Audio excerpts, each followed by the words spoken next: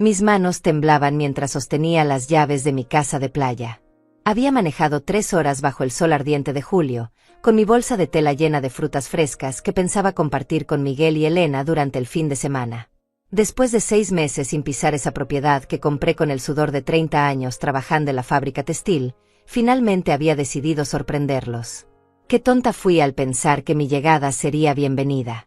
La puerta principal tenía una cerradura nueva, brillante, moderna, completamente diferente a la que yo había instalado hace 2 años. Mis llaves no entraban. Probé una y otra vez, sintiendo como el metal se resistía, como si la casa misma me rechazara. El sonido metálico de las llaves chocando contra la cerradura resonaba en el silencio de la tarde, mientras el sudor comenzaba a bajar por mi frente. Toqué el timbre. Esperé. Volví a tocar. Los segundos se sentían eternos bajo ese sol que me castigaba la piel arrugada. Finalmente escuché pasos acercándose desde adentro. Pasos que reconocí inmediatamente. Miguel. Mi hijo.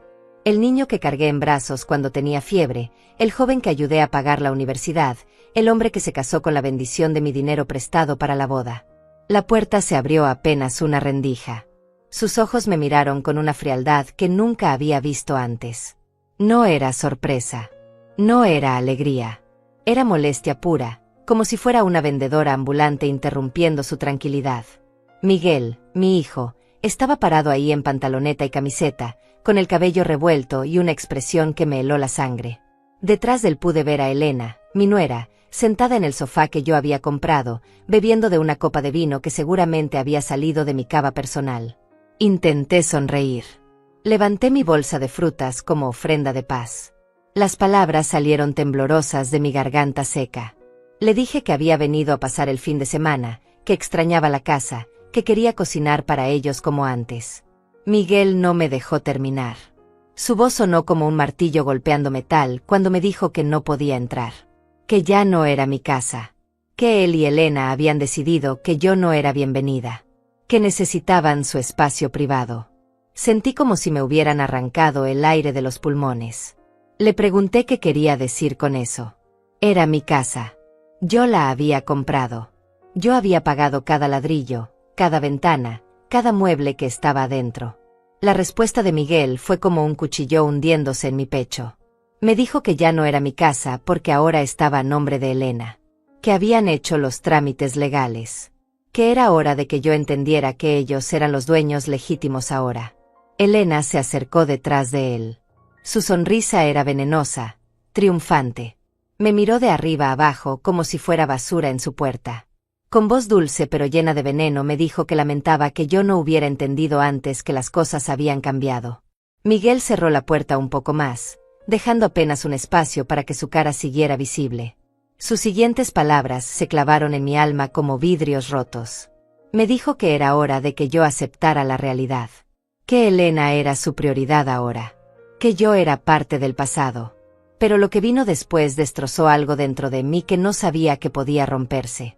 Miguel me miró directo a los ojos y me dijo que había sido una carga durante años.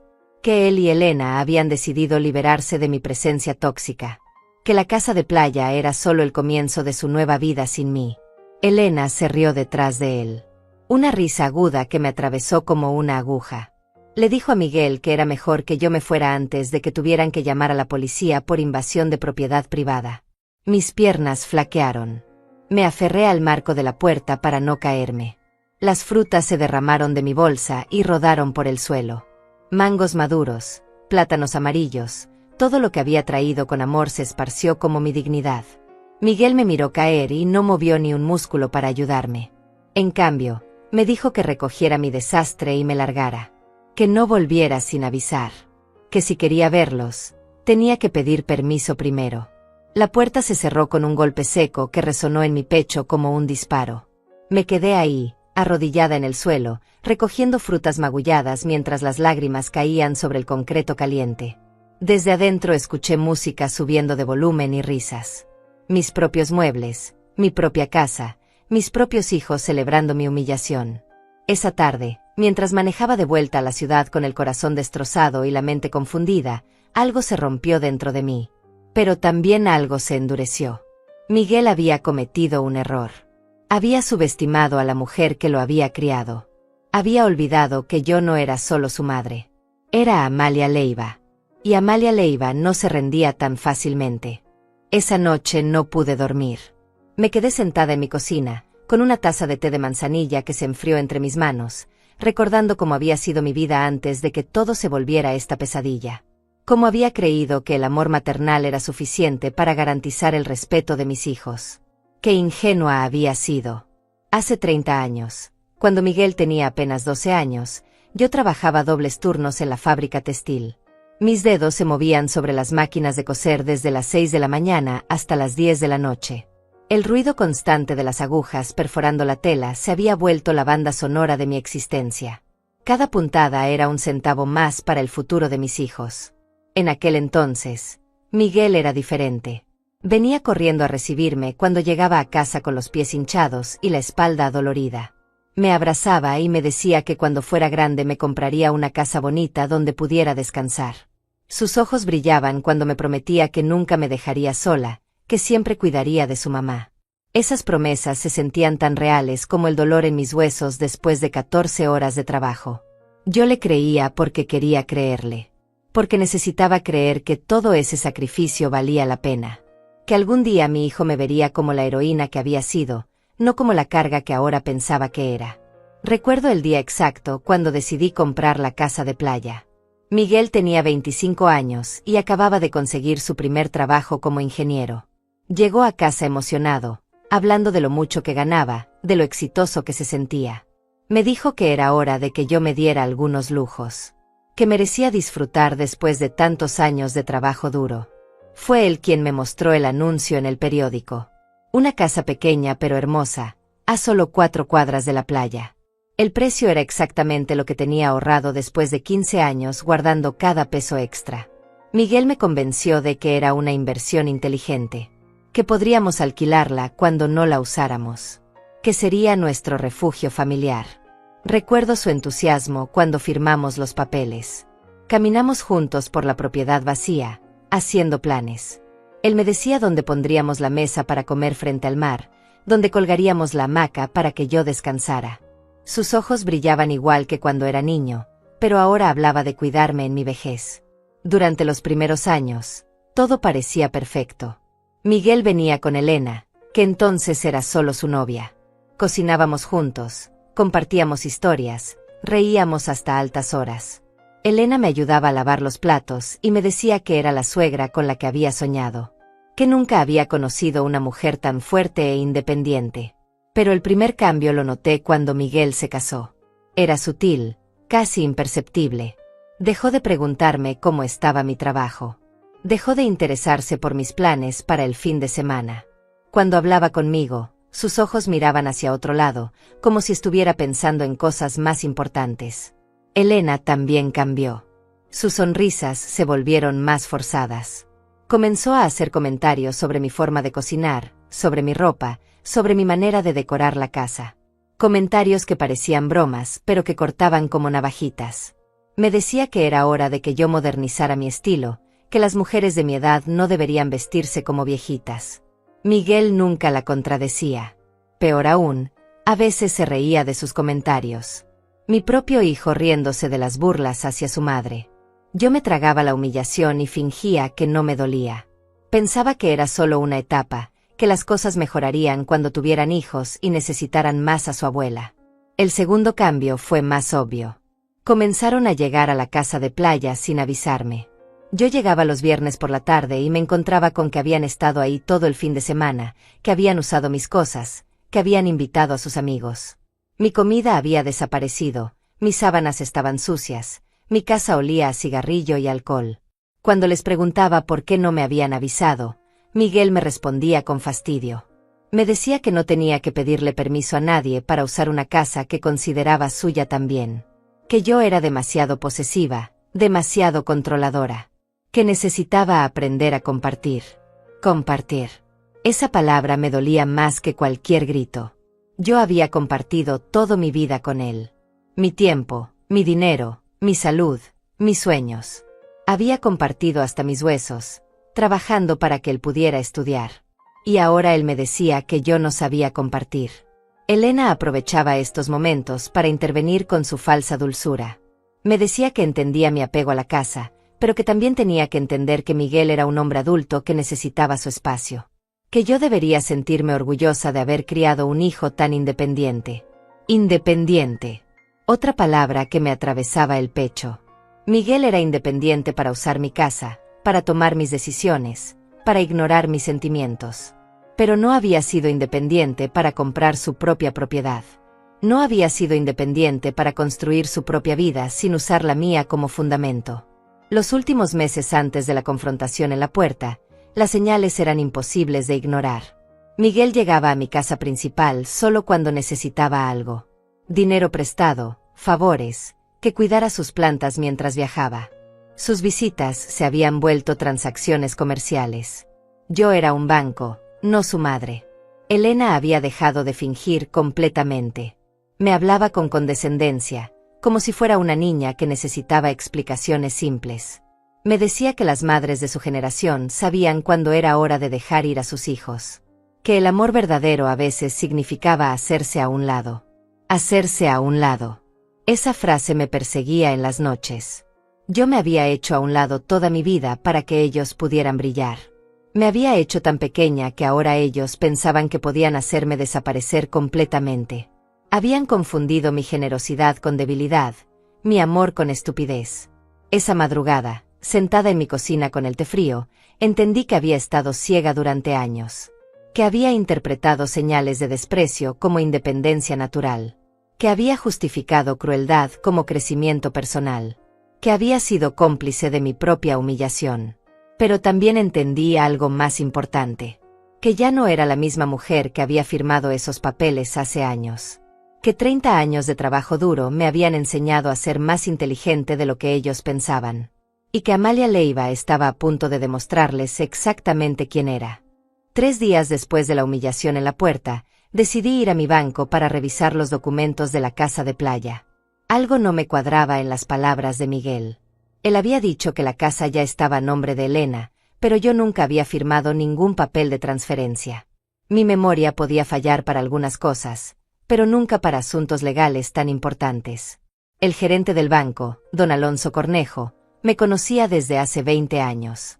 Había sido él quien me ayudó a procesar el crédito original para comprar la casa.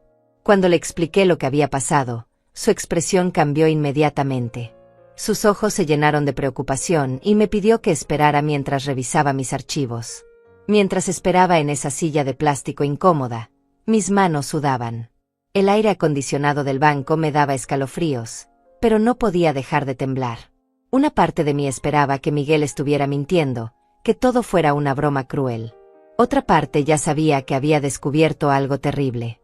Don Alonso regresó con una carpeta gruesa y la expresión más seria que le había visto. Se sentó frente a mí y me mostró una fotocopia de una escritura que me cortó la respiración. Ahí estaba, en papel oficial, la transferencia de mi casa de playa a nombre de Elena Duarte. Fechada 3 meses atrás. Mi firma estaba ahí. Perfecta. Idéntica a la mía. Pero yo jamás había firmado ese documento. Jamás había estado en esa notaría. Jamás había autorizado esa transferencia. Alguien había falsificado mi firma, y ese alguien conocía perfectamente mi letra. Don Alonso me explicó que la transferencia había sido procesada por la notaría del doctor Elías Olivares. Que según los documentos, yo había donado voluntariamente la propiedad a mi nuera como regalo de bodas retrasado. Que incluso había una carta adjunta, supuestamente escrita por mí, explicando mis motivos. Leyó la carta en voz alta. Cada palabra era una puñalada. Decía que yo quería demostrar mi amor hacia Elena regalándole la casa porque la consideraba como mi propia hija. Que era mi manera de asegurarme de que Miguel fuera feliz. Que a mi edad ya no necesitaba propiedades adicionales. Las lágrimas se acumularon en mis ojos, pero no de tristeza, de rabia pura. Alguien había usado mi amor maternal como justificación para robarme. Había convertido mi generosidad en arma contra mí. Había falsificado no solo mi firma, sino también mis sentimientos. Don Alonso me preguntó si recordaba haber firmado esos papeles. Su voz era gentil, pero sus ojos mostraban que ya sabía la respuesta. Le dije que nunca había visto esos documentos en mi vida. que nunca había querido regalar mi casa, que alguien había cometido un fraude en mi nombre. Me explicó que necesitaríamos pruebas contundentes para demostrar la falsificación, que casos como este eran complicados, especialmente cuando involucraban familia, que tendría que contratar un abogado especializado en fraudes documentales, que sería un proceso largo y costoso. Salí del banco con las piernas temblorosas y el corazón acelerado. Tenía la fotocopia de los documentos fraudulentos en mi bolsa como evidencia de la traición más grande de mi vida. Mi propio hijo había organizado el robo de mi propiedad. Miguel, el niño que había cargado en brazos, había falsificado mi firma para robarme. Pero había algo más que me torturaba. Miguel no sabía escribir con mi letra. Sus habilidades con las computadoras eran buenas, pero para falsificar una firma a mano necesitaba práctica. Necesitaba haber estudiado mi firma durante meses. Necesitaba haber tenido acceso a documentos originales míos. Entonces recordé algo que me heló la sangre. 6 meses atrás, Elena me había pedido que le prestara algunos papeles importantes míos. Dijo que estaba ayudando a Miguel a organizar un seguro de vida para mí, que necesitaba copias de mis documentos de identidad y algunas firmas de referencia para el proceso. Yo, como siempre, había confiado completamente. Le había dado copias de mis documentos. Había firmado varios papeles en blanco que ella dijo que eran formularios preautorizados. Había sido tan ingenua que incluso me sentía agradecida de que se preocupara por mi futuro. Ahora entendía que esos papeles no eran para ningún seguro. Elena había usado mi confianza para estudiar mi firma. Había practicado hasta perfeccionarla. Había planeado el robo durante meses mientras fingía ser mi nuera amorosa. Llegué a mi casa y busqué en mis archivos. Efectivamente, faltaban varios documentos importantes. Contratos viejos, papeles bancarios, recibos con mi firma. Elena los había tomado gradualmente, tan sutilmente que yo ni siquiera me había dado cuenta. Había sido la ladrona perfecta, robándome desde adentro de mi propia familia. Esa noche no pude comer. Me senté en mi sala con los documentos del banco esparcidos sobre la mesa de centro. Estudié cada línea de esa firma falsificada. Era perfecta. Mejor que muchas de mis firmas reales. Elena había sido meticulosa, profesional. Esto no había sido un impulso. Había sido un plan calculado. Miguel sabía. Tenía que saber. Nadie transfiere una propiedad sin que el esposo esté involucrado. Él había sido parte del plan desde el principio. Tal vez incluso había sido su idea. Mi hijo, mi sangre, había conspirado para robarme lo que me había costado 15 años de trabajo conseguir. Pero lo que más me dolía no era el robo. Era la traición. Era saber que mientras yo los recibía en mi casa con comida casera y sonrisas genuinas, ellos estaban planeando cómo despojarme de mi patrimonio. Era saber que cada abrazo de Elena había sido actuado. Que cada te amo de Miguel había sido mentira. Recordé todas las veces que Elena me había preguntado sobre mis otras propiedades. Sobre mis ahorros. Sobre mis planes de herencia. Preguntas que yo había interpretado como interés familiar genuino. Ahora veía que había estado haciendo inventario de todo lo que podía robar.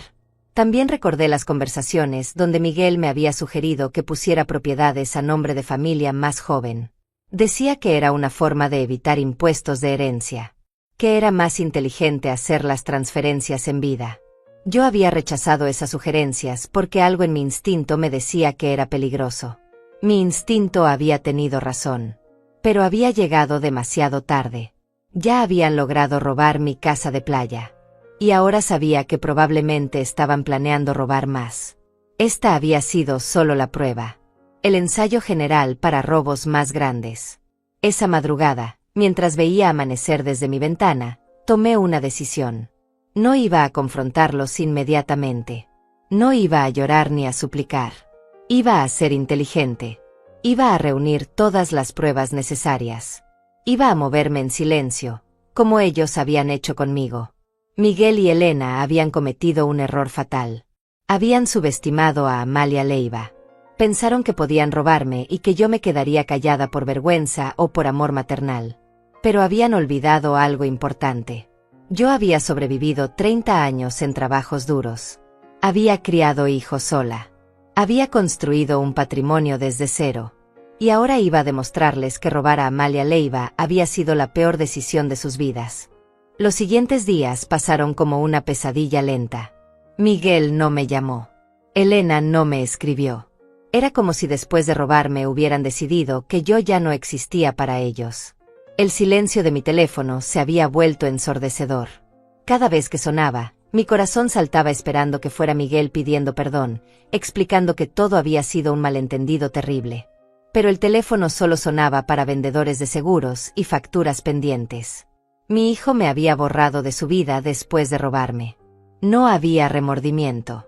No había culpa. Solo indiferencia fría, como si los 30 años que pasé criándolo no hubieran significado nada. Me quedé sentada en mi cocina durante horas, tratando de entender cómo había llegado a este punto. Cómo había criado a un hijo capaz de falsificar mi firma. Cómo había aceptado a una nuera que me había estudiado como si fuera su víctima perfecta. Cómo había sido tan ciega ante las señales. Pero mientras más pensaba, más piezas del rompecabezas se empezaban a encajar. Recordé la vez que Elena me había preguntado sobre mis cuentas bancarias. Había dicho que Miguel quería asegurarse de que yo tuviera suficiente dinero para cualquier emergencia médica. Que era responsabilidad de ellos conocer mi situación financiera para poder ayudarme. Yo había sido tan ingenua que hasta les había mostrado mis estados de cuenta. Elena había tomado fotos con su teléfono, supuestamente para mostrarle a Miguel más tarde. Ahora sabía que había estado documentando exactamente cuánto dinero tenía y dónde lo guardaba. También recordé cuando Miguel me había sugerido que cambiara mi testamento. Decía que el que tenía era muy viejo, que las leyes habían cambiado.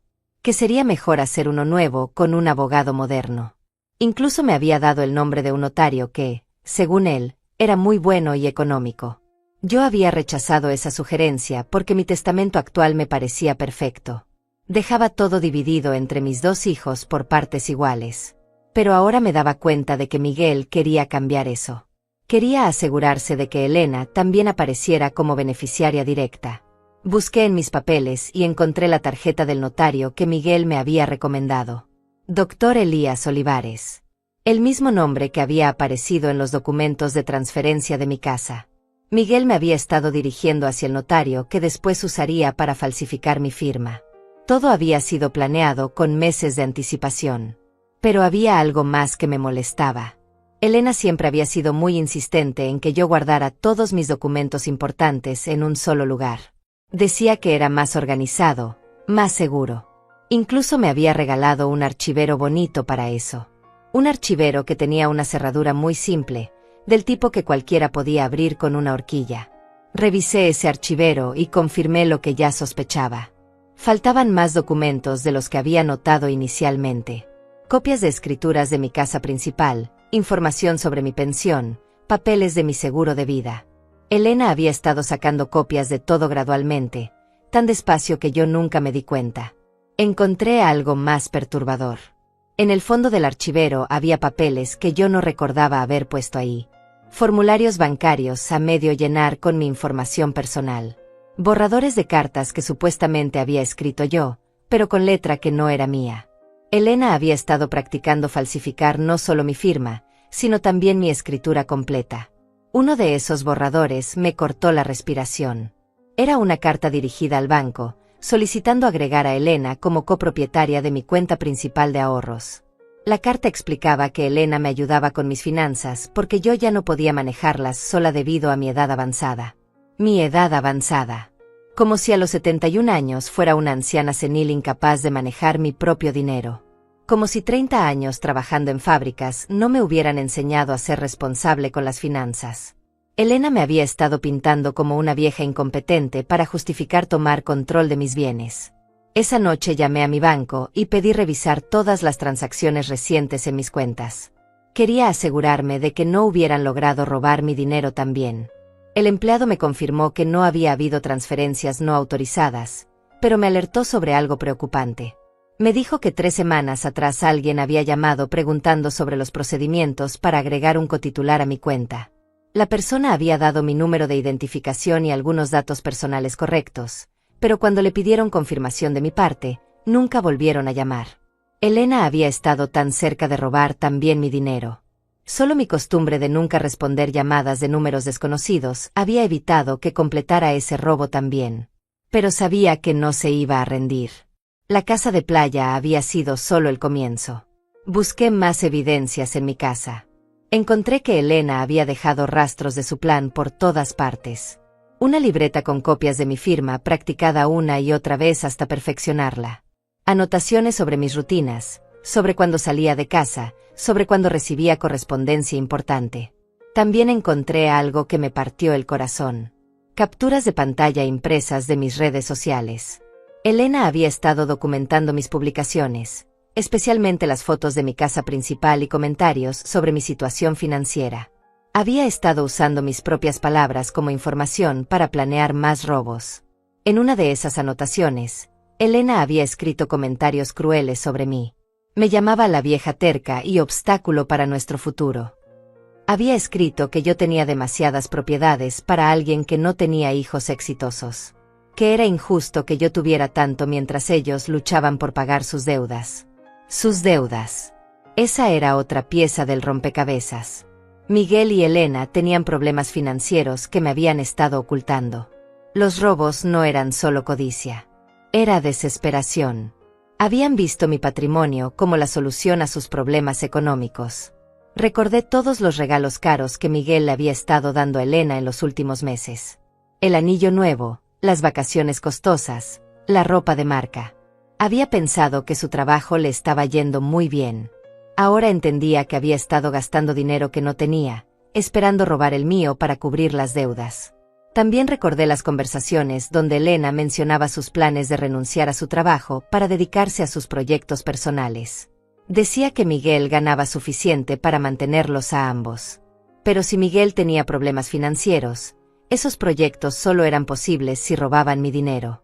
Esa madrugada, rodeada de evidencias de la traición más grande de mi vida, tomé varias decisiones importantes. Primero, iba a proteger el resto de mi patrimonio antes de que intentaran robarlo. Segundo, iba a reunir todas las pruebas necesarias para recuperar mi casa de playa. Tercero, iba a hacerlo todo en silencio absoluto. Miguel y Elena habían jugado sucio. Habían usado mi amor y mi confianza como armas contra mí. Habían planeado robarme durante meses mientras fingían amarme. Habían convertido mi generosidad en mi debilidad. Pero habían cometido un error fatal. Habían dejado evidencia de todo. Eran ladrones amateur que se habían sentido tan seguros que no habían borrado sus rastros. Y ahora yo tenía todo lo que necesitaba para destruir sus planes. Amalia Leiva había sido víctima durante demasiado tiempo. Ahora era hora de convertirse en cazadora. A la mañana siguiente, me desperté con una claridad mental que no había sentido en semanas. Por primera vez desde la humillación en la puerta de mi propia casa, sabía exactamente qué tenía que hacer. Me vestí con mi mejor traje, el azul marino que usaba para ocasiones importantes, y salí de casa con un propósito que me daba fuerzas renovadas. Mi primera parada fue la notaría del doctor Elías Olivares. Necesitaba ver con mis propios ojos los documentos originales de la transferencia fraudulenta. Si iba a demostrar que mi firma había sido falsificada, necesitaba acceso a las pruebas físicas, no solo fotocopias. La secretaria de la notaría era una mujer joven de sonrisa profesional que me atendió con cortesía. Le expliqué que necesitaba revisar los documentos de la transferencia de mi propiedad, porque había algunas discrepancias que quería aclarar. Usé mi voz más dulce, la misma que había usado durante años para conseguir favores cuando necesitaba ayuda con Miguel. Cuando la secretaria me mostró los documentos originales, mi corazón se aceleró. Ahí estaba mi firma falsificada, pero también algo más importante. Había inconsistencias evidentes que un experto podría detectar fácilmente. La presión del bolígrafo era diferente en ciertas partes. Algunas letras tenían un temblor que mi mano firme nunca produciría. Le pregunté a la secretaria si recordaba cuándo se había procesado esa transferencia. Me dijo que había sido un día muy ocupado, que habían atendido muchos clientes. Pero recordaba que la señora que había firmado había venido acompañada de una pareja joven. Una mujer rubia muy elegante y un hombre alto que parecía nervioso. Elena y Miguel habían estado ahí. Habían traído a una impostora para hacerse pasar por mí. Alguien que había estudiado mi firma lo suficiente como para reproducirla convincentemente. La secretaria me describió a la falsa Amalia. Una mujer mayor, de cabello gris, que había hablado muy poco y había firmado rápidamente. Le pedí a la secretaria si podía ver las cámaras de seguridad de ese día. Me dijo que solo se guardaban por 30 días, pero que podía preguntarle al doctor Olivares si había alguna excepción. Cuando mencioné que sospechaba de fraude documental, su expresión cambió completamente. Me dijo que el doctor me atendería inmediatamente. El doctor Olivares era un hombre de mediana edad con la expresión cansada de alguien que había visto demasiadas traiciones familiares. Cuando le expliqué mi situación, no pareció sorprendido. Me dijo que casos como el mío eran más comunes de lo que la gente pensaba, que familias enteras se destruían por documentos falsificados. Le mostré mi identificación original y me pidió que firmara mi nombre varias veces en papel oficial.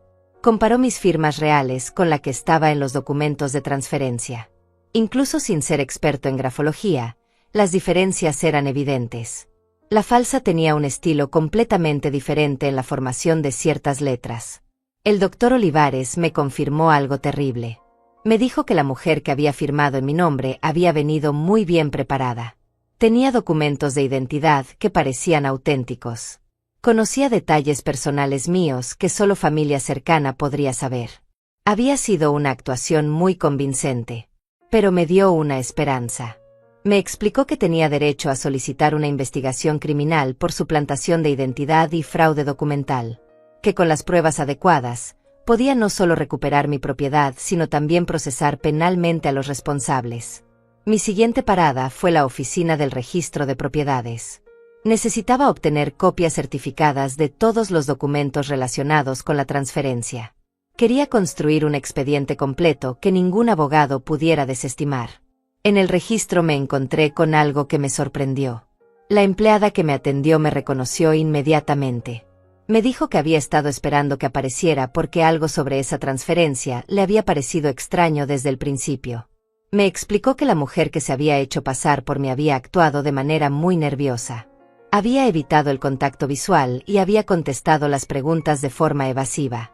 Además, había insistido en hacer todo el trámite el mismo día, sin dar tiempo para verificaciones adicionales. La empleada había anotado sus sospechas en el expediente, pero no había podido hacer nada más sin una denuncia formal. Me dijo que estaría dispuesta a testificar sobre las irregularidades que había observado durante el proceso de transferencia. Con esa información, fui directo a buscar un abogado especializado en fraudes documentales. Quería a alguien que hubiera manejado casos similares y que entendiera la complejidad de las traiciones familiares. No podía permitirme contratar al más caro, pero necesitaba a alguien competente. Encontré al doctor Cristian Olivares, un abogado joven pero con excelente reputación en casos de fraude familiar. Su oficina era pequeña pero organizada, llena de libros de derecho y expedientes bien archivados. Cuando le conté mi historia, se indignó genuinamente. Me dijo que casos como el mío eran especialmente crueles porque explotaban la confianza familiar. El doctor Cristian me explicó el proceso legal paso a paso. Tendríamos que presentar una denuncia penal por falsificación de documentos y suplantación de identidad. Simultáneamente, iniciaríamos un proceso civil para recuperar la propiedad. Todo tomaría tiempo, pero las pruebas que ya había reunido eran muy sólidas. Me advirtió que Miguel y Elena probablemente contratarían abogados costosos y tratarían de prolongar el proceso, que intentarían presentarme como una anciana confundida que había olvidado haber firmado los documentos, que usarían mi edad como arma contra mí. Pero también me dio esperanza. Me dijo que las inconsistencias en la firma eran evidencia contundente, que los testimonios de la secretaria y la empleada del registro agregarían credibilidad a mi caso, que tenía buenas posibilidades de ganar y recuperar mi propiedad. Le pedí que manejara todo con absoluta discreción. No quería que Miguel y Elena supieran que estaba investigando hasta que fuera demasiado tarde para que destruyeran evidencia. El doctor Cristian me aseguró que trabajaríamos en silencio total hasta tener todo preparado. Esa tarde fui a mi banco a proteger el resto de mi patrimonio.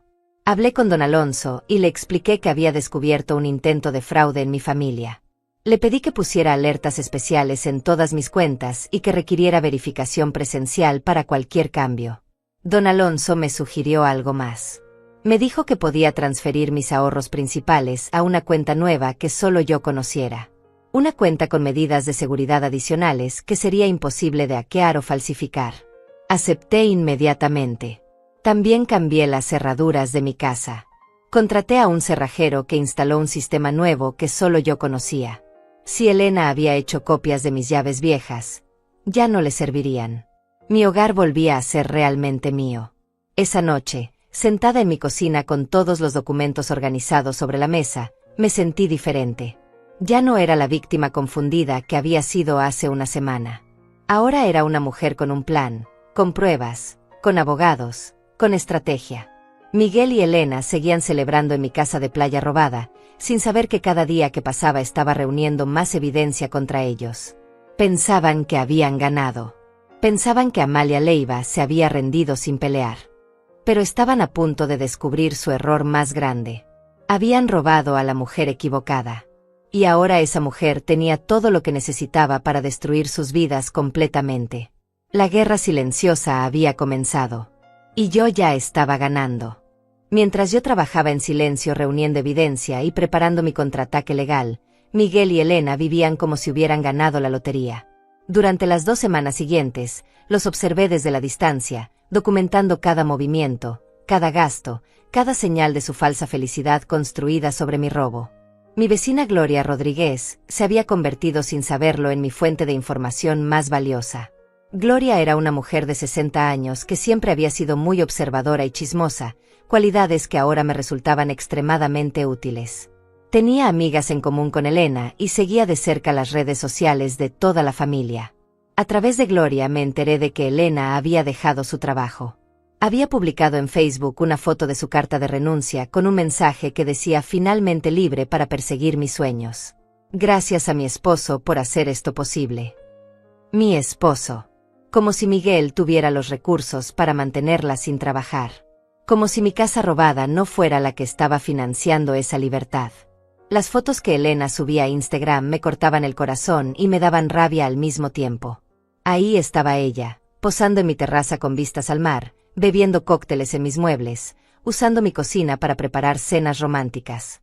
Cada imagen tenía decenas de comentarios de amigas felicitándola por su nueva casa de playa y su vida perfecta. Miguel también había comenzado a publicar contenido que me enfermaba. Fotos de atardeceres desde mi balcón con frases motivacionales sobre liberarse de las energías tóxicas y construir tu propio destino.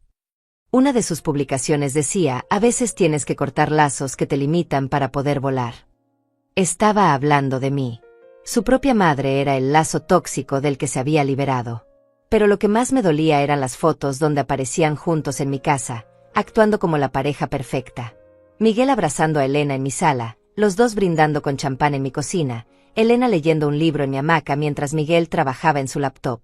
Habían convertido mi refugio en el escenario de su romance falso. Gloria me mostró las historias de Instagram de Elena donde documentaba su nueva rutina diaria. Desayunos elaborados en mi mesa del comedor, sesiones de yoga en mi jardín, largas caminatas por la playa que yo había soñado disfrutar en mi vejez. Elena estaba viviendo la vida que yo me había ganado con 30 años de trabajo duro. Pero había algo más perturbador en esas publicaciones. Elena había comenzado a redecorar mi casa según su gusto. Había cambiado mis cortinas por unas modernas y costosas. Había reemplazado mis cuadros familiares por arte abstracto. Había tirado mis plantas favoritas y puesto otras completamente diferentes. No solo me había robado la casa. Estaba borrando sistemáticamente cualquier rastro de que yo hubiera existido ahí. Era como si estuviera matando mis recuerdos, eliminando mi historia de ese lugar que había sido mi refugio durante años. Miguel también había hecho cambios significativos. Había instalado un sistema de sonido costoso, había comprado una parrilla nueva para el patio, había mandado hacer una pérgola elegante donde antes estaba mi pequeño jardín de hierbas. Cada modificación era una puñalada más, una forma de marcar territorio sobre lo que había robado. A través de las publicaciones de sus amigos, me enteré de que habían organizado varias fiestas en mi casa. Reuniones con parejas jóvenes donde presumían su nueva adquisición. En las fotos podía ver a desconocidos usando mi piscina, cocinando en mi parrilla, durmiendo en mis camas de huéspedes. Una de esas fiestas había sido especialmente elaborada. Elena había contratado un chef privado y había decorado toda la casa con luces y flores costosas. En los videos que circulaban en redes sociales, se veía cómo brindaban por los nuevos comienzos y por liberarse de las cargas del pasado. Las cargas del pasado. Esa era yo. La madre que había sacrificado todo por ese hijo ingrato. La mujer que había trabajado dobles turnos para que él pudiera estudiar. Ahora era solo una carga de la que se habían liberado robándome. Gloria me contó que Elena había estado presumiendo con las vecinas de la playa sobre su suegra generosa que les había regalado la casa como gesto de amor. Contaba la historia como si hubiera sido una decisión mía, como si yo hubiera insistido en dársela porque quería verlos felices. Esa versión falsa de los hechos me enfurecía más que el robo mismo. Elena no solo había tomado mi propiedad, sino que había inventado una narrativa donde yo aparecía como la abuela amorosa que había decidido sacrificarse por la felicidad de su familia. Había convertido mi victimización en un acto de generosidad voluntaria. Miguel había adoptado la misma versión de los hechos. En una entrevista informal que le hicieron para el periódico local de la playa, habló sobre la bendición de tener una madre que entiende la importancia de dejar ir. Dijo que yo había sido sabia al transferir la propiedad a la generación más joven. Sabia. Como si entregar mi patrimonio a cambio de nada hubiera sido una decisión inteligente. Como si ser robada por mi propia familia fuera un acto de sabiduría maternal. Miguel había reescrito la historia para convertirse en el héroe y convertirme a mí en la benefactora voluntaria. Lo más doloroso era ver cómo sus amigos los felicitaban por haber heredado la casa. En los comentarios de sus publicaciones, la gente escribía cosas como qué suerte tienen de tener una familia tan generosa y Miguel, tu mamá debe amarte mucho para regalarte algo así. Miguel respondía a esos comentarios con falsa humildad, diciendo que se sentía bendecido por el amor incondicional de su madre. Que yo había sido un ejemplo de generosidad toda su vida. Que esperaba honrar el regalo, cuidando bien la propiedad. Mientras tanto, mi teléfono seguía en silencio. No había recibido ni una sola llamada de Miguel desde el día que me cerró la puerta en la cara. Ni una disculpa por la forma cruel en que me había tratado. Ni una explicación sobre la transferencia. Ni siquiera un mensaje preguntando cómo estaba. Para Miguel, yo había dejado de existir el mismo día que completó el robo. Había conseguido lo que quería y ya no necesitaba fingir que le importaba mi bienestar. La máscara de hijo amoroso había caído completamente, revelando al extraño cruel que siempre había estado debajo. Elena tampoco había intentado contactarme. En sus redes sociales no había ni una sola mención de mí como persona. Era como si los años de convivencia familiar nunca hubieran existido. Como si las cenas navideñas, los cumpleaños celebrados juntos, las conversaciones íntimas hubieran sido solo mi imaginación. Pero mientras ellos vivían su fantasía de riqueza robada, yo seguía trabajando metódicamente. Cada foto que publicaban se convertía en evidencia de su estilo de vida financiado por mi robo. Cada gasto documentado en redes sociales sería útil cuando el juez tuviera que decidir sobre reparaciones económicas. Durante esas 2 semanas, también descubrí algo más perturbador. Elena había comenzado a contactar a mis otros conocidos, especialmente a las pocas amigas que tenía en común con ella. Les había estado contando su versión falsa de los hechos, pero con detalles adicionales diseñados para hacerme quedar mal. A través de Gloria supe que Elena había estado diciendo que yo estaba confundida por la edad y que había creado problemas innecesarios después de regalar la casa. Que Miguel estaba preocupado por mi salud mental, porque yo había comenzado a inventar historias sobre robos inexistentes. Era una estrategia diabólica. Elena estaba sembrando la semilla de que yo era una anciana delusional cuyas acusaciones no debían tomarse en serio. Estaba preparando el terreno para cuando yo finalmente contraatacara, construyendo una narrativa donde cualquier acción legal de mi parte sería vista como el berrinche de una vieja senil. Pero Elena había subestimado algo fundamental. Yo tenía documentos. Tenía testigos. Tenía evidencia física. Y muy pronto, tendría la oportunidad de demostrar exactamente quién era la mentirosa en esta historia. Mientras ellos celebraban en mi casa robada, yo terminaba de preparar su destrucción total. Después de 3 semanas de investigación silenciosa, el doctor Christian me confirmó que teníamos todo lo necesario para proceder. Las pruebas eran abrumadoras. El análisis grafológico había confirmado que mi firma había sido falsificada. Los testimonios de la secretaria de la notaría y la empleada del registro eran sólidos. Las inconsistencias en los documentos eran evidentes incluso para ojos no expertos. Era hora de actuar. Pero yo quería hacer esto de una manera que Miguel y Elena nunca olvidarían. No iba a aparecer gritando en su puerta como una loca desesperada. No iba a suplicar ni a llorar. Iba a demostrar mi verdad con la dignidad que ellos habían tratado de quitarme. El doctor Christian había programado la presentación de la denuncia penal para un viernes por la mañana. Pero yo tenía otros planes para el jueves anterior. A través de Gloria había descubierto que Miguel y Elena iban a organizar una fiesta grande ese fin de semana para celebrar el cumpleaños de Elena. Habían invitado a más de 30 personas a mi casa robada. Decidí que esa fiesta sería el escenario perfecto para mi revelación. Contraté los servicios de un notificador judicial profesional, el señor Luciano Duarte, un hombre serio de unos 50 años que había manejado cientos de casos similares. Le expliqué exactamente lo que quería que hiciera y cuándo. También contacté a un periodista local, la señora Sara Cornejo, que había escrito varios artículos sobre fraudes familiares. Le conté mi historia y le mostré las pruebas. Ella se indignó genuinamente y me ofreció cubrir el caso desde el principio. Quería que la historia de Miguel y Elena se hiciera pública para advertir a otras familias sobre este tipo de traiciones. El jueves por la tarde, mientras Miguel y Elena ultimaban los preparativos para su fiesta del día siguiente, yo me vestí con mi mejor vestido negro y me dirigí a la casa de playa. No iba sola. Me acompañaban el doctor Christian, el notificador judicial, la periodista y Gloria como testigo moral. Llegamos exactamente a las 5 de la tarde, cuando sabía que Miguel y Elena estarían en casa preparando todo. El sonido del timbre interrumpió la música que salía desde adentro. Pude escuchar voces apagadas y pasos acercándose a la puerta. Elena abrió la puerta con una sonrisa que se congeló instantáneamente cuando me vio. Detrás de ella apareció Miguel, y su expresión cambió de sorpresa a pánico en cuestión de segundos. Sabían que algo estaba mal. Podían sentir que su mundo falso estaba a punto de colapsar. El doctor Christian se presentó formalmente como mi abogado y explicó el propósito de nuestra visita. El notificador judicial entregó a Miguel la citación oficial para comparecer ante la Fiscalía por los cargos de falsificación de documentos, suplantación de identidad y fraude inmobiliario. Miguel tomó los papeles con manos temblorosas. Su cara se puso pálida mientras leía los cargos. Elena intentó mantener la compostura, pero pude ver cómo sus ojos se llenaban de pánico. Ninguno de los dos dijo una palabra durante los primeros minutos. Entonces Miguel exploté. Comenzó a gritar que yo estaba loca, que él nunca había falsificado nada, que yo había regalado la casa voluntariamente y ahora me estaba arrepintiendo. Su voz se quebraba mientras gritaba, y pude ver la desesperación en sus ojos. Elena trató de ser más estratégica.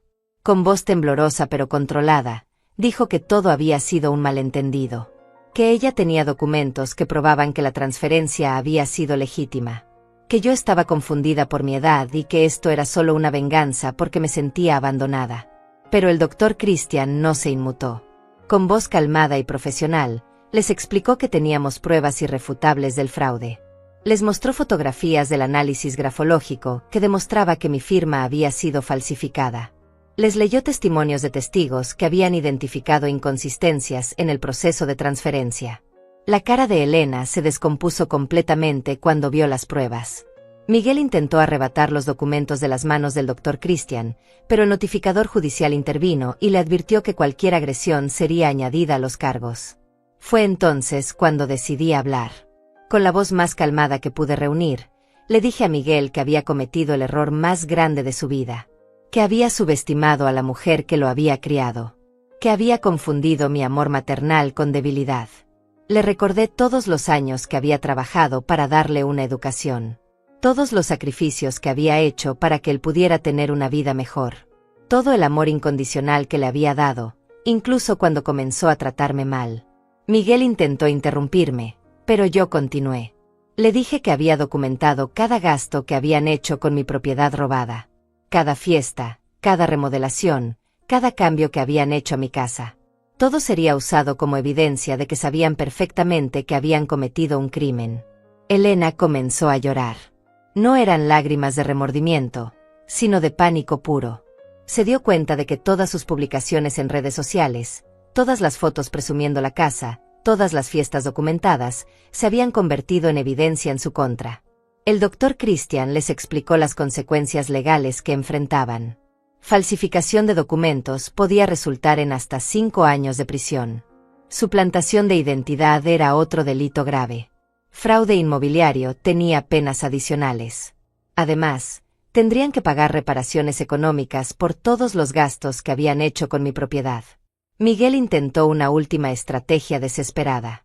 Se puso de rodillas frente a mí y comenzó a suplicar perdón. Dijo que Elena lo había manipulado, que había sido idea de ella, que él había sido solo una víctima de su influencia. Intentó tocar mis manos mientras lloraba, pidiendo que retirara los cargos. Pero yo me mantuve firme. Le dije que era demasiado tarde para arrepentimientos. Que había tenido semanas para llamarme, para explicarme, para pedirme perdón. En lugar de eso, había elegido humillarme y tratarme como si fuera basura. Elena también intentó suplicar. Me dijo que me devolvería la casa inmediatamente, que harían cualquier cosa para arreglar la situación. Que habían cometido un error terrible, pero que podíamos solucionarlo en familia, sin involucrar a la justicia. Pero yo ya había tomado mi decisión. Les expliqué que esto no era solo sobre recuperar mi propiedad. Era sobre demostrar que nadie, ni siquiera mi propio hijo, podía robarme y humillarme sin consecuencias. Era sobre enviar un mensaje a cualquier otra familia que pensara que podía abusar de sus mayores. La periodista había estado documentando todo silenciosamente. Cuando Miguel se dio cuenta de que había una reportera presente, su pánico se intensificó. Le gritó que no tenía derecho a estar ahí, que esto era un asunto privado. Pero ella le explicó que estaba en propiedad pública y que tenía todo el derecho de documentar un caso de interés social. El doctor Christian les entregó la notificación final. Tenían 72 horas para desalojar la propiedad voluntariamente antes de que se ejecutara una orden judicial de desalojo. Todos sus cambios y remodelaciones tendrían que ser evaluados para determinar reparaciones adicionales. Cuando nos retiramos, pude escuchar a Miguel y Elena gritándose el uno al otro desde adentro de la casa. Sus voces se filtraban a través de las ventanas mientras se culpaban mutuamente por el desastre. Su relación perfecta se estaba desmoronando junto con sus planes criminales. Esa noche, la historia apareció en el periódico local con el titular Abuela recupera casa robada por hijo y nuera mediante fraude documental. El artículo incluía fotografías de los documentos falsificados y detalles sobre cómo habían planeado el robo durante meses. Pero lo mejor estaba por venir. Miguel y Elena aún no sabían que su pesadilla apenas comenzaba. El lunes por la mañana, 72 horas después de la notificación judicial, Miguel me llamó por primera vez en más de un mes. Su voz sonaba completamente diferente. Ya no era el hombre arrogante que me había cerrado la puerta en la cara. Era un extraño desesperado, quebrado, suplicando por una misericordia que ya no tenía derecho a pedir. Lloró al teléfono como no había llorado desde que era niño.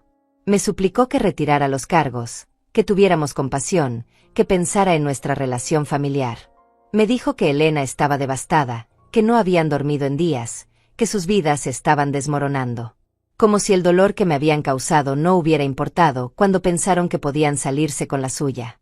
Le respondí con la misma frialdad con la que él me había tratado. Le dije que ya era demasiado tarde para lágrimas. Que habían tenido meses para reconsiderar sus acciones mientras planeaban robarme. Que habían tenido semanas para llamarme después de humillarme. Que ahora tendrían que enfrentar las consecuencias de sus decisiones. Miguel intentó chantajearme emocionalmente. Me dijo que si seguía adelante con los cargos, perdería a su único hijo para siempre. Que Elena estaba considerando divorciarse de él por mi culpa. Que yo estaba destruyendo a mi propia familia por venganza. Como si él no hubiera destruido nuestra relación el día que decidió robarme. Colgué el teléfono sin decir una palabra más. Había escuchado suficientes mentiras de su boca para toda una vida.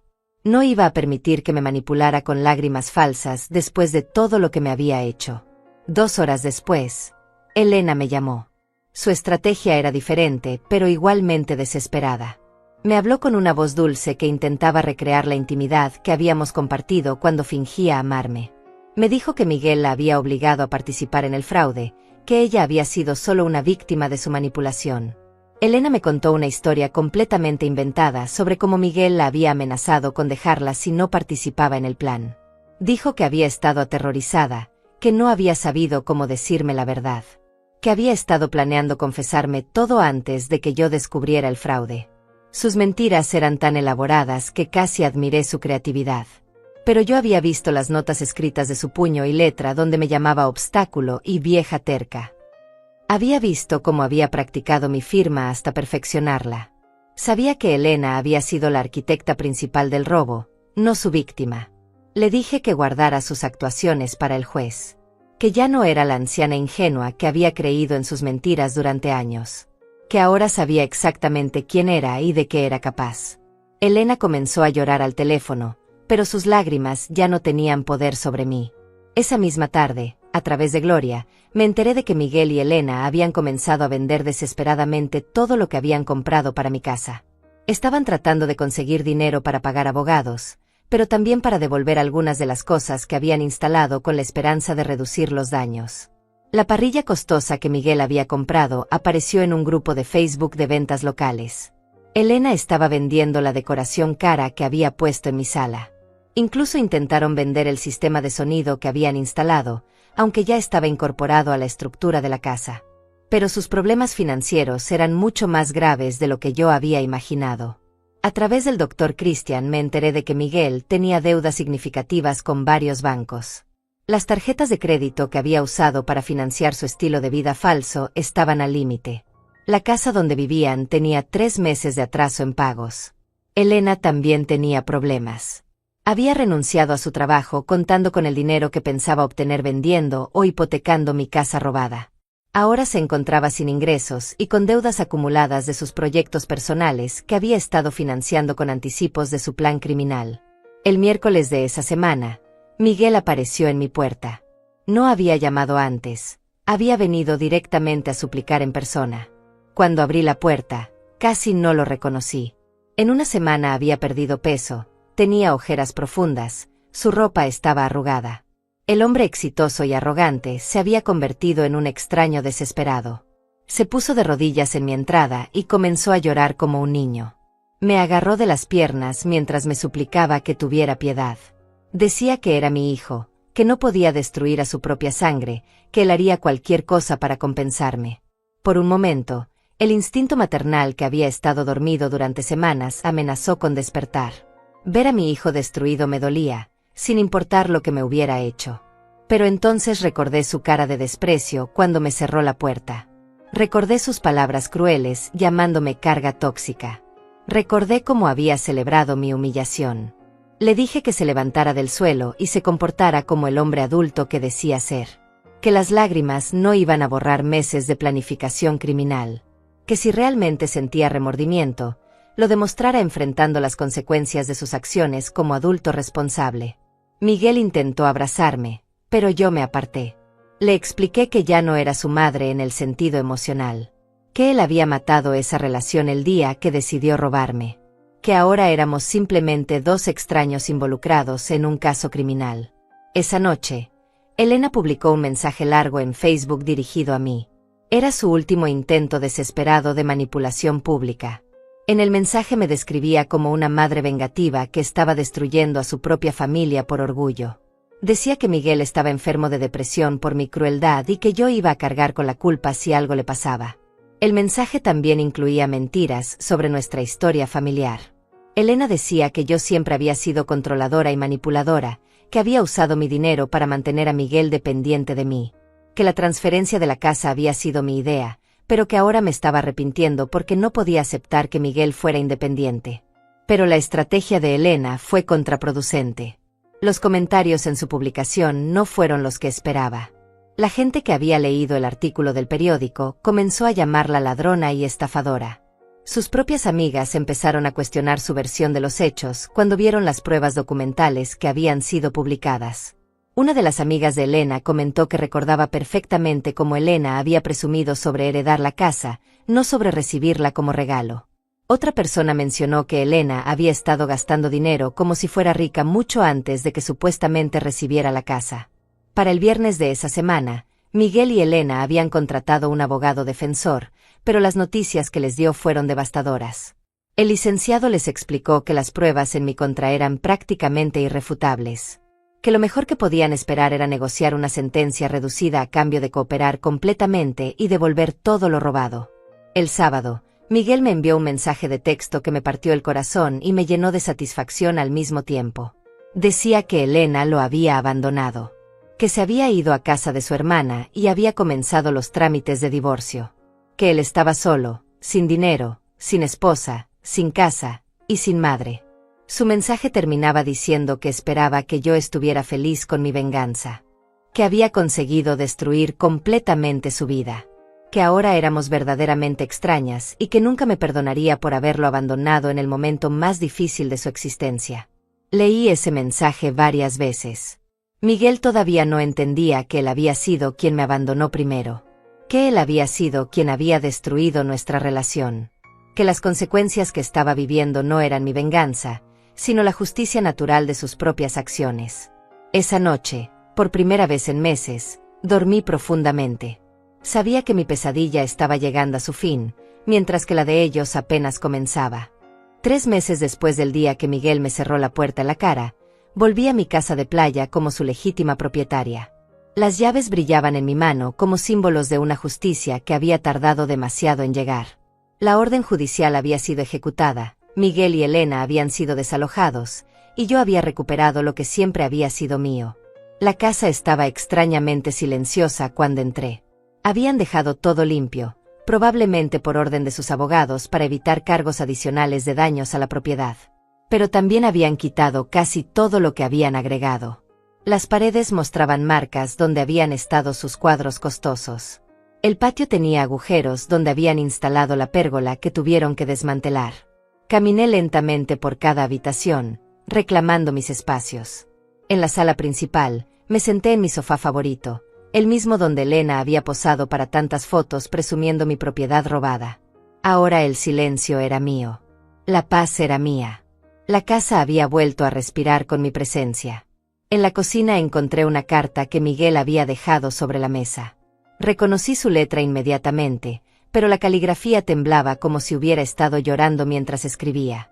La carta era su último intento de justificarse, de hacerme sentir culpable por las consecuencias de sus propios actos. Escribía que Elena efectivamente lo había abandonado, pero no antes de vaciarlo financieramente. Que había descubierto que ella había estado planeando divorciarse desde antes del robo, que solo había estado esperando conseguir propiedades a su nombre para llevarse la mitad en el divorcio. Que él había sido tan víctima como yo de la manipulación de Elena. Sus palabras intentaban despertar la compasión maternal que había estado dormida durante meses. Me contaba que había perdido su trabajo por el escándalo público del fraude. Que sus amigos lo habían abandonado. Que estaba viviendo en un cuarto rentado porque no podía pagar el alquiler de una casa completa. Pero la carta también revelaba algo más importante. Miguel finalmente admitía que el plan había sido suyo desde el principio. Que Elena se había resistido inicialmente, pero que la había convencido diciéndole que yo nunca me daría cuenta del fraude. Que había sido su codicia, no la manipulación de Elena, lo que había iniciado todo. Al final de la carta, Miguel me pedía una última oportunidad. Decía que había aprendido la lección, que valoraba todo lo que yo había sacrificado por él, que quería reconstruir nuestra relación desde cero. Pero también amenazaba sutilmente con hacer público que yo había sido cruel con mi propio hijo en su momento más vulnerable. Doblé la carta cuidadosamente y la puse en mi bolsa. Sería útil para el Dr. Christian como evidencia adicional de la admisión de culpabilidad de Miguel. Pero emocionalmente, esas palabras ya no tenían poder sobre mí. Había aprendido a distinguir entre el remordimiento genuino y la manipulación desesperada.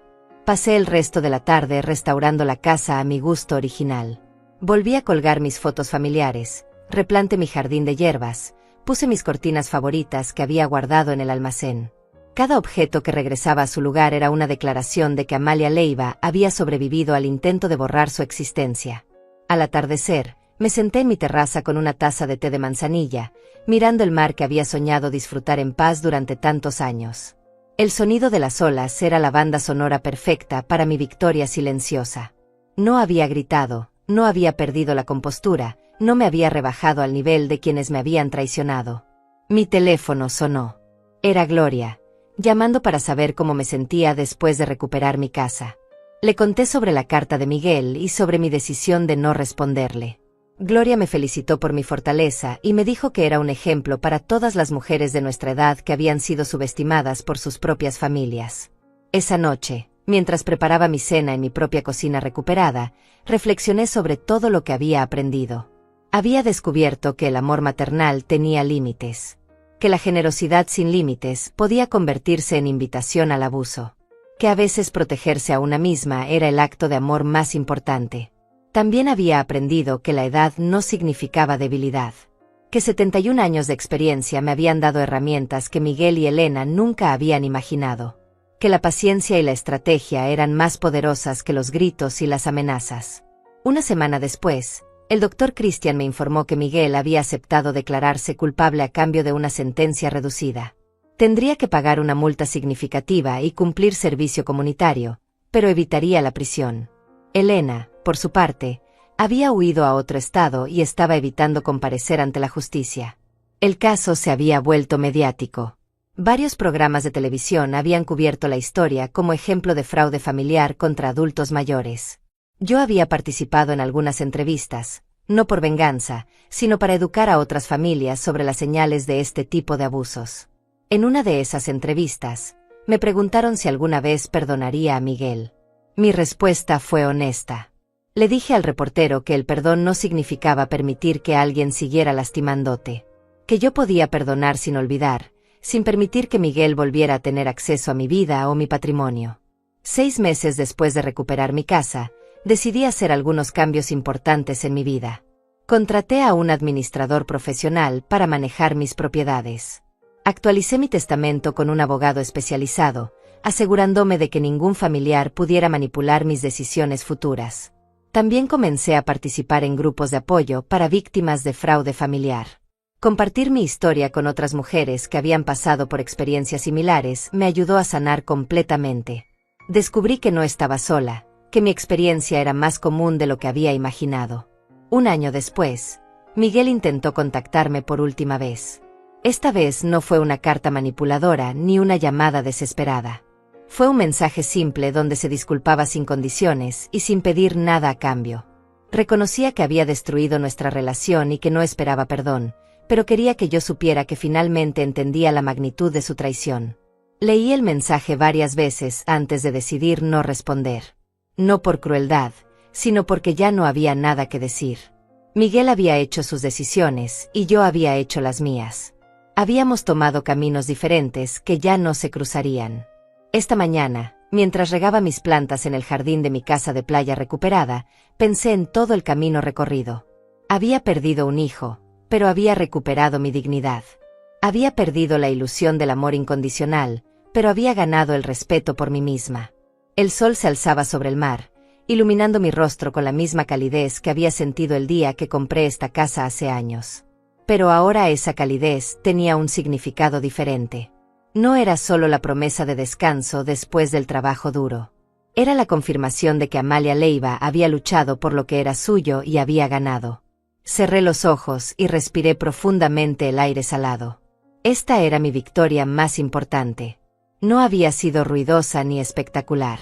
Había sido silenciosa, estratégica y completamente mía. Había demostrado que robar a la mujer equivocada siempre tiene consecuencias. Y esas consecuencias tenían un nombre: justicia.